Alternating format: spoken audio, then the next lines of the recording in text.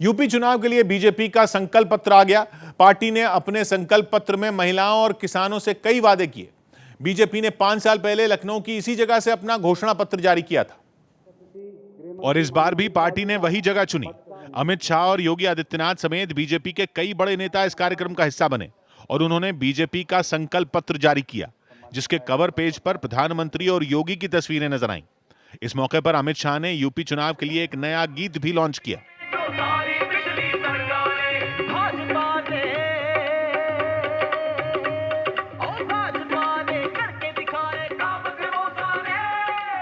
BJP ने अपने संकल्प पत्र में महिलाओं पर खास ध्यान दिया। उनसे वादा किया गया कि सत्ता में वापसी पर महिलाओं को होली और दिवाली पर 2 मुफ्त सिलेंडर, मेधावी छात्राओं को मुफ्त स्कूटी, बुजुर्ग महिलाओं को मुफ्त यात्रा करवाई जाएगी। इसके अलावा गरीब लड़कियों को शादी के लिए 1 लाख रुपए और विधवा महिलाओं को 1500 रुपए की पेंशन दी जाएगी। जो कहा था वह करके दिखाया और जो कहेंगे वह करके दिखाएंगे। महिलाओं के अलावा बीजेपी ने अपने संकल्प पत्र में किसानों और युवाओं पर भी फोकस किया और किसानों से मुफ्त बिजली और एमएसपी से जुड़े वादे किए। संकल्प पत्र में युवाओं को रोजगार देने की बात भी कही गई, लेकिन विरोधियों ने बीजेपी के वादों पर सवाल उठा दिए और अखिलेश ने बीजेपी के संकल्प पत्र को गल्प पत्र बोल दिया। गल्प पत्र है जो केवल कोरी कल्पना करता है। वहीं प्रियंका गांधी ने बीजेपी के रोजगार के वादों पर यकीन करने से इनकार कर दिया। 5 सालों में तो रोजगार उन्होंने दिलवाए नहीं, तो अब क्या पॉइंट है घोषणा पत्र में लिखने का। यूपी चुनाव के लिए बीजेपी, समाजवादी पार्टी और कांग्रेस तीनों के घोषणा पत्र जारी हो चुके हैं। बर्फीले तूफान की चपेट में आने से 7 जवान शहीद हो गए। यह हादसा अरुणाचल प्रदेश के कामेंग सेक्टर में हुआ। वहां 2 दिन पहले बर्फीला तूफान आया था, जिसमें 7 जवान बर्फ के नीचे दब गए थे, जिन्हें बचाने के लिए सेना ने बड़े पैमाने पर रेस्क्यू ऑपरेशन चलाया, लेकिन उन जवानों को नहीं बचाया जा सका। असल में यह हादसा 6 फरवरी को हुआ, जब 7 शहीद जवान इलाके में गश्त कर रहे थे। उस वक्त वहां काफी तेज बर्फबारी हो रही थी। तभी अचानक वहां बर्फीला तूफान आया और 7 जवान बर्फ के नीचे दब गए।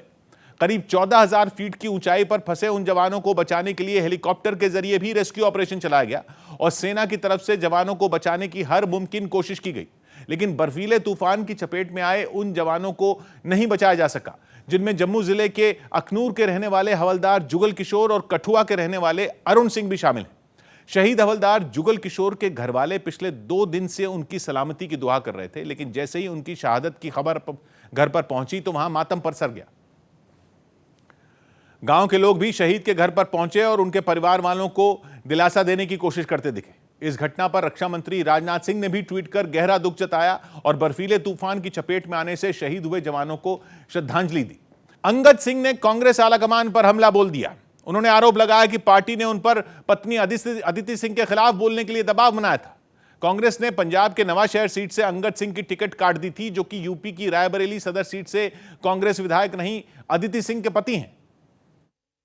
लेकिन अदिति सिंह के हाल ही में कांग्रेस छोड़कर बीजेपी जाने के बाद अंगद सिंह को कांग्रेस ने उम्मीदवार नहीं बनाया, जिसके लिए उन्होंने आला कमान को निशाने पर लिया और आरोप लगाया कि पत्नी के खिलाफ बोलने से इनकार करने पर उनकी टिकट काट दी गई। अंगद सिंह इतना हल्का इंसान नहीं है कि एक टिकट के पीछे अपने आप को इतना हल्का करके किसी महिला की बेइज्जती करेगा। वहीं नवाशहर से कांग्रेस उम्मीदवार बनाए गए सतवीर सिंह ने उनके आरोपों को खारिज करने में देर नहीं लगाई और पार्टी के फैसले पर सफाई दी। इन्होंने खुद कहा कि मेरी वाइफ किसी सेपरेट हो गई है, मेरे से उनकी बोलचाल खत्म है, तो उन्होंने सबूत ही मांगे और कुछ नहीं कहा। इससे पहले अंगद सिंह की पत्नी अदिति सिंह ने भी उनकी टिकट कटने पर कांग्रेस को निशाने पर लिया था। अहमदाबाद ब्लास्ट मामले में अदालत ने बड़ा फैसला सुनाया। वहां की मेट्रो कोर्ट ने 77 में 49 को दोषी करार दिया और बचे 28 आरोपियों को रिहा कर दिया। लेकिन जिस वक्त इस मामले की सुनवाई कोर्ट में चल रही थी, वहां हलचल बराबर बनी रही। कोर्ट के फैसला सुनाने के बाद दोषियों को कड़े सुरक्षा बंदोबस्त के साथ पुलिस की बस से जेल वापस ले जाया गया। इस तरह नहीं करना चाहिए, गलत है। करीब 14 साल पहले हुए सीरियल धमाकों के गुनहगारों के खिलाफ केस लड़ रहे वकीलों को अब उनको सजा मिलने का इंतजार है। इम्प्रिजनमेंट फॉर लाइफ और डेथ का आज प्रोविजन है। इन सभी दोषियों को सुबह अदालत के सामने पेश किया जाएगा, जिसके बाद कोर्ट सजा की तारीख तय करेगी। लेकिन उससे पहले उन सभी को अपने बचाव में दलीलें देने का मौका दिया जाएगा। हालांकि 26 जुलाई 2008 की शाम को एक के बाद एक 21 धमाकों ने पूरे अहमदाबाद को दहला दिया था और ये सीरियल ब्लास्ट महज 1 घंटे के अंदर वहां हुए थे, जिनमें 56 लोगों की मौत हो गई थी और 246 लोग गंभीर रूप से घायल हुए थे। जिसके बाद उस समय गुजरात के मुख्यमंत्री का पद संभाल रहे नरेंद्र मोदी ने तेज तर्रार अफसरों की एक जांच टीम बनाई थी, जिसने धमाकों के महज 19 दिन में आतंकी संगठन इंडियन मुजाहिदीन के 30 आतंकियों को पकड़ लिया था। फिलहाल इस मामले में निचली अदालत ने कुल 77 में 49 को दोषी बनाया और 28 के खिलाफ सबूतों की कमी होने पर उन्हें रिहा कर दिया। दिल्ली और यूपी के मुख्यमंत्रियों के बीच ट्विटर पर जंग छिड़ गई, जिसकी शुरुआत लोकसभा में एक दिन पहले मजदूरों के पलायन पर दिए प्रधानमंत्री के एक बयान से हुई, जिसे दिल्ली के सीएम अरविंद केजरीवाल ने झूठा बता दिया। इसके बाद यूपी के सीएम योगी आदित्यनाथ ने ट्वीट के जरिए उन पर बड़ा हमला बोला और एक ट्वीट में तो उन्होंने केजरीवाल पर झूठ बोलने में महारत हासिल होने तक का आरोप लगा दिया। यही नहीं, उन्होंने संसद में दिए प्रधानमंत्री के बयान को भी सही ठहराया और केजरीवाल पर कोरोना संकट के दौरान यूपी के मजदूरों को दिल्ली छोड़ने पर मजबूर करने का भी आरोप लगा दिया। उनके इन हमलों का जवाब देने में सीएम केजरीवाल ने भी देर नहीं लगाई। उन्होंने ट्वीट के जरिए उन पर कोरोना संकट के दौरान विदेशी मैगजीन में अपनी झूठी वाहवाही करवाने और विज्ञापन पर करोड़ों रुपए खर्च करने का आरोप लगा दिया। यही नहीं, केजरीवाल ने अपनी ओर से पलटवार की वजह भी बताई। दोनों ने मुझे अटैक किया, उसका एक बार जवाब देना जरूरी था, नहीं तो आप लोग कहते जी कबूल कर लिया। हालांकि दिल्ली और यूपी के मुख्यमंत्रियों के बीच छिड़ी यह जंग सिर्फ उन तक ही सीमित नहीं रही, बल्कि दोनों की पार्टियों के दूसरे बड़े नेता भी इस जंग में कूद पड़े और सीएम योगी की ओर से मोर्चा संभाला। उनकी सरकार में मंत्री ब्रजेश पाठक ने, जिन्होंने सीएम केजरीवाल के बयान को सुर्खियों में बने रहने की कोशिश बता दिया। केजरीवाल का इस तरीके का रहता है, कैसे चर्चा में आना चाहिए, केवल इस वजह से इसका काम करना। इसके बाद सीएम केजरीवाल की ओर से संजय सिंह सामने आए और उन्होंने ट्विटर पर छिड़ी जंग के बहाने बीजेपी को निशाने पर लिया। पूरी दुनिया में अगर झूठ बोलने की प्रतियोगिता करा दी जाए तो बीजेपी नंबर 1 पर आएगी। यही नहीं, संजय सिंह ने तो बीजेपी को भारतीय झूठा पार्टी बता दिया। टीएमसी और प्रशांत किशोर के बीच खटास की खबरें सामने आ गई।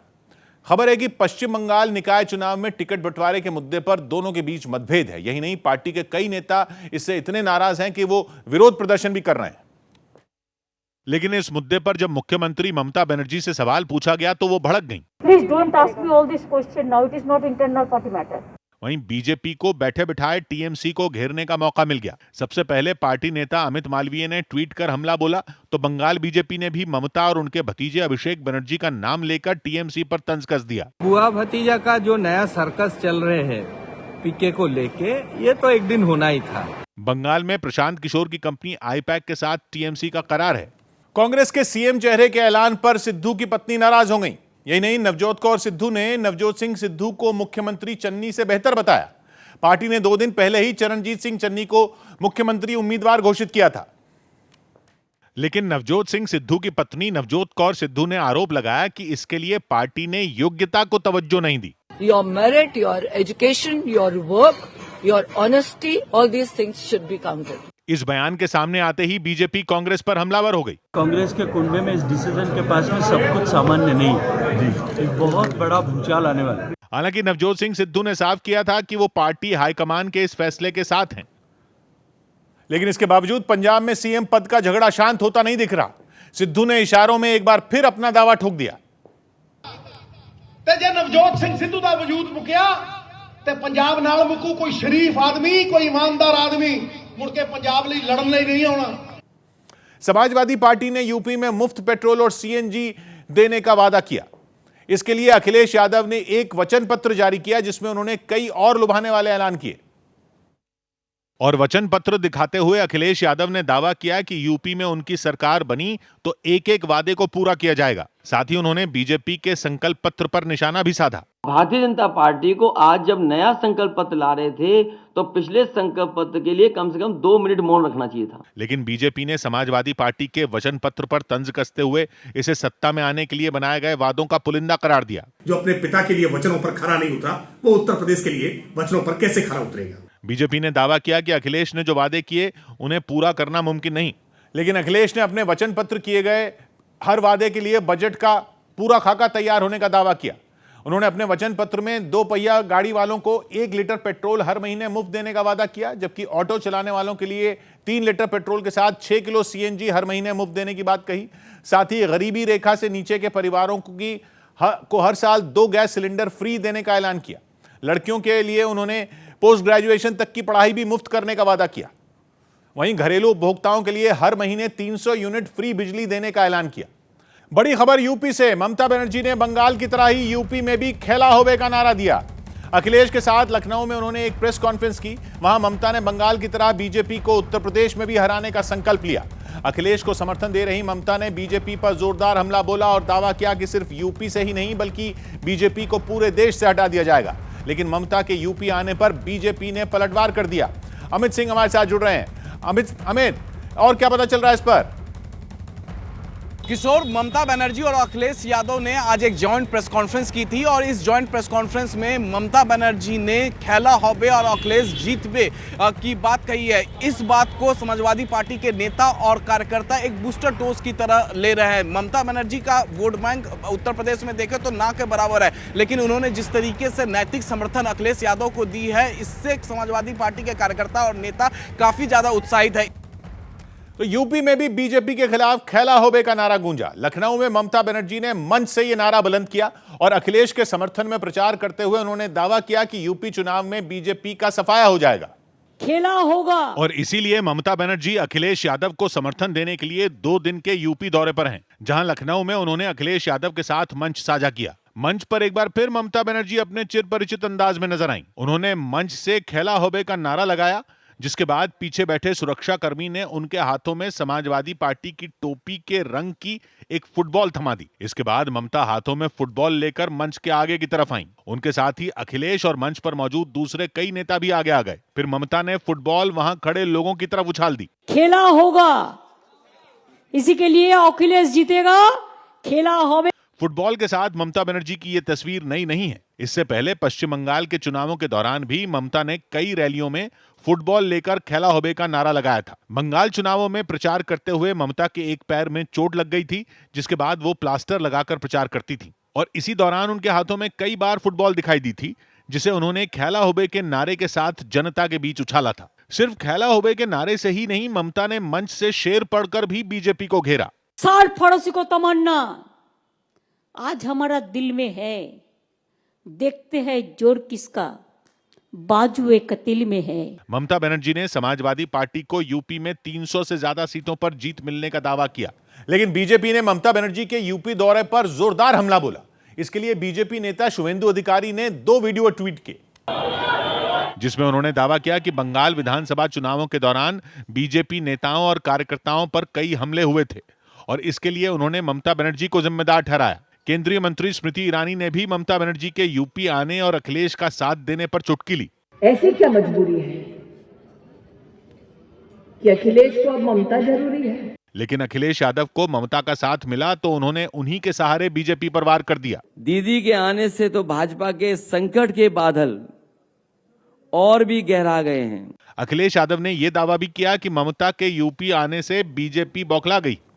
इस बीच पीएम ने बिना नाम लिए ममता बनर्जी पर बड़ा हमला बोल दिया।